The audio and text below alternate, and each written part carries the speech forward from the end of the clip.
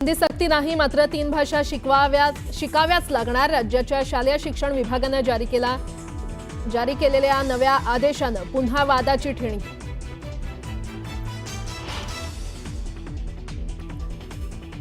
मुख्यमंत्री देवेंद्र फडणवीसांच्या उपस्थितीत जयश्री पाटील आज करणार भाजपमध्ये प्रवेश. सांगलीत काँग्रेसला भाजपचा मोठा धक्का.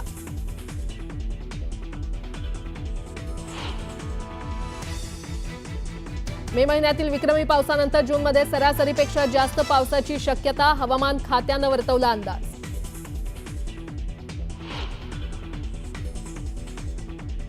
पालघरमधील बोईसर MIDC मार्गावर उभ्या टँकरला भीषण आग. आगीत टँकर जळून खाक. सुदैवानं कुठलीही जीवितहानी नाही.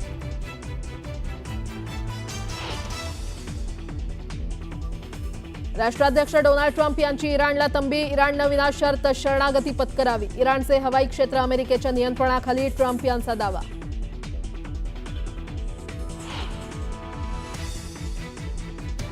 इराणची राजधानी तेहरानवर इस्रायलचा मोठा हल्ला. इराणचं मिसाईल सेंटर आणि IRGC मुख्यालयाला केलं लक्ष्य.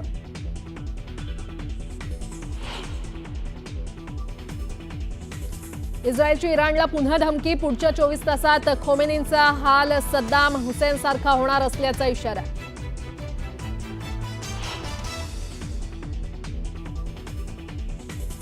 G7 परिषदेत पंतप्रधान मोदींची कॅनडाचे पंतप्रधान मार्क कार्नीशी चर्चा. भारत आणि कॅनडामधील द्विपक्षीय संबंधांवर झाली चर्चा.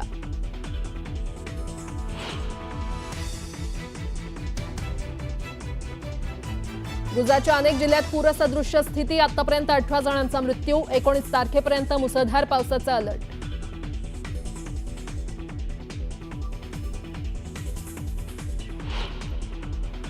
आणि जगद्गुरू संत तुकाराम महाराजांचा आज पालखी प्रस्थान सोहळा. पहाटेपासून काकड आरती आणि महापूजेनं सोहळ्याला सुरुवात.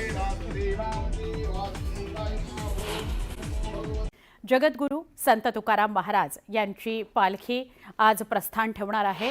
या पालखी सोहळ्याच्या सुरुवातीलाच आनंद, उत्साह, भक्तिमय वातावरण देहूमध्ये बघायला मिळतं आहे. यंदाचा हा 340वा पालखी सोहळा आहे. दुपारी 2 वाजताच्या दरम्यान प्रस्थान सोहळ्याला सुरुवात होणार आहे. पहाटे 4:30 वाजल्यापासून मंदिरात विविध कार्यक्रमांची सुरुवात झालेली आहे. पहाटे 4:30 वाजता शिळा मंदिर इथं अभिषेक करण्यात आला. त्यानंतर स्वयंभू विठ्ठल रुक्मिणी मंदिरामध्ये अभिषेक आणि काकड आरती करण्यात आली. स्वयंभू विठ्ठल रुक्मिणीच्या विधिवत पूजेनंतर पालखी सोहळ्याचे जनक तसंच संत तुकाराम महाराजांचे तृतीय चिरंजीव तपोनिधी नारायण महाराज यांच्या पादुकांचा अभिषेक करून विधिवत पूजा करण्यात आली. पालखी प्रस्थान कार्यक्रम दुपारी 2:30 वाजता मुख्य देऊळवाड्यातील भजनी मंडपातून होणार आहे. पालखी सोहळ्याकरता चांदीच्या पालखी रथ सज्ज झालेला आहे. सोहळ्यामध्ये सहभागी होणाऱ्या 500 दिंड्या देहूमध्ये दाखल सुद्धा झालेल्या आहेत. यंदा संस्थांनं 3 बैलजोडी स्वतः खरेदी केलेल्या आहेत. देऊळवाड्याला आकर्षक फुलांची सजावट करण्यात आलेली आहे. देऊळवाड्यावरनच साधारण 2 ते 2:30च्या दरम्यान पालखी प्रस्थान ठेवेल देहूतून तुकोबांची पालखी साधारण 500 पालख्यांसह पंढरपूरकडे प्रस्थान ठेवणार आहे. मजल दरमजल करत आनंद, उत्साह, भक्तिमय वातावरण असा सगळा सोहळा हा पंढरपूरपर्यंत पायी जाणार आहे.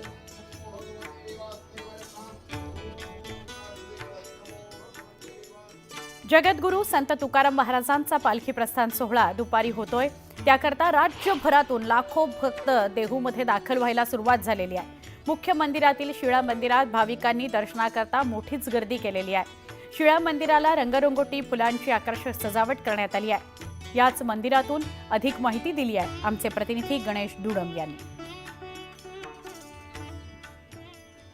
जगद्गुरू संत तुकाराम महाराजांचा पालखी प्रस्थान सोहळा आज दुपारी 2:30च्या सुमारास होणार आहे. त्यासाठी राज्यभरातून लाखो भाविक भक्त हे देहूमध्ये दाखल झालेले आहेत.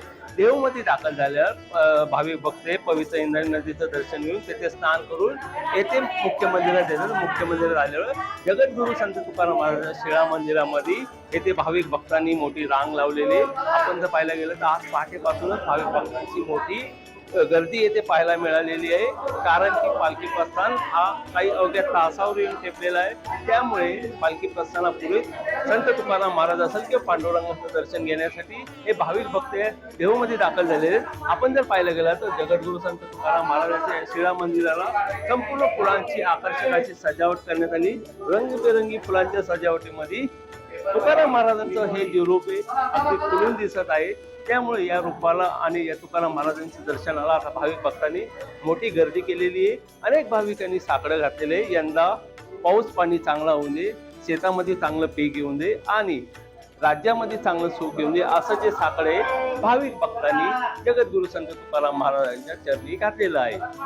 गणेश जुडम न्यूज 18 लोकमत देहू। जगद्गुरू संत तुकाराम महाराजांचा पालखी प्रस्थान सोहळ्याला आजपासून सुरुवात होते। यंदाचा हा 340वा पालखी सोहळा आहे।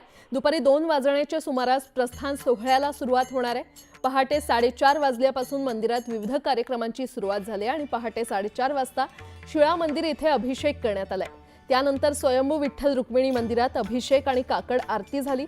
स्वयंभू विठ्ठल रुक्मिणीच्या विधिवत पूजेनंतर पालखी सोहळ्याचे जनक तसंच संत तुकाराम महाराजांचे तृतीय चिरंजीव तपोनिधी नारायण महाराज यांच्या पादुकांचा अभिषेक करून विधिवत पूजा करण्यात आली। पालखी प्रस्थान कार्यक्रम दुपारी 2:30 वाजता मुख्य देऊळवाड्यातील भजनी मंडपातून सुरू होईल। पालखी सोहळ्यासाठी चांदीचा पालखी रथ सज्ज आहे, तर सोहळ्यात सहभागी होणाऱ्या 500 दिंड्या देहूमध्ये दाखल झाल्यात। यंदा संस्थानं 3 बैलजोडी स्वतः खरेदी केलेल्या आहेत आणि देऊळवाड्याला आकर्षक फुलांची सजावट करण्यात आलेली आहे।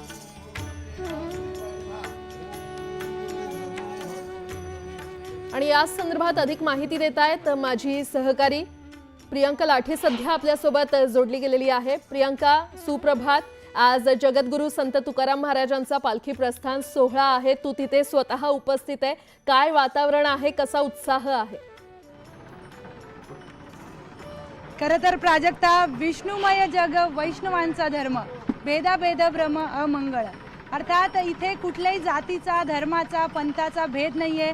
सगळ्या जाती धर्माचे लोक या वारीसाठी येतात आणि विशेष करून कुणाला बोलवणं जात नाही, लोक स्वतःहून वर्षभर वारीची वाट बघतात आणि वारीसाठी येतात। आज देहू नगरीमध्ये आपण उपस्थित आहोत आणि कशा पद्धतीने देहू नगरी सजली आहे हे तुम्ही बघू शकता। असंख्य वारकरी देहूमध्ये आलेले आहेत आणि देहूमध्ये येऊन देहूचं ते जी पावनभूमी आहे ती आणखी पवित्र करण्याचं काम हे वारकरी करतायत। देहूची कमान आपण बघू शकतो। जगद्गुरू श्री संत तुकाराम महाराज मुख्य मंदिरचं हे प्रवेशद्वार आहे आणि इथूनच आतमध्ये जो गाभारा आहे मंदिराचा तो आहे आणि इंद्रायणीचं तट देखील आहे। माझ्यासोबत अनेक वारकरी इथे उपस्थित आहेत, त्यांच्याशी सुद्धा आपण बोलणार आहोत। बाबा, कुठून आलात? मी एक भजन म्हणणार आहे। म्हणा म्हणा। माझी हीच दुनिया आहे। मनो सर्व काही नको देवा कुणापाशी, जाऊ रे पंढरीच्या वारी विठोबाच्या पाशी।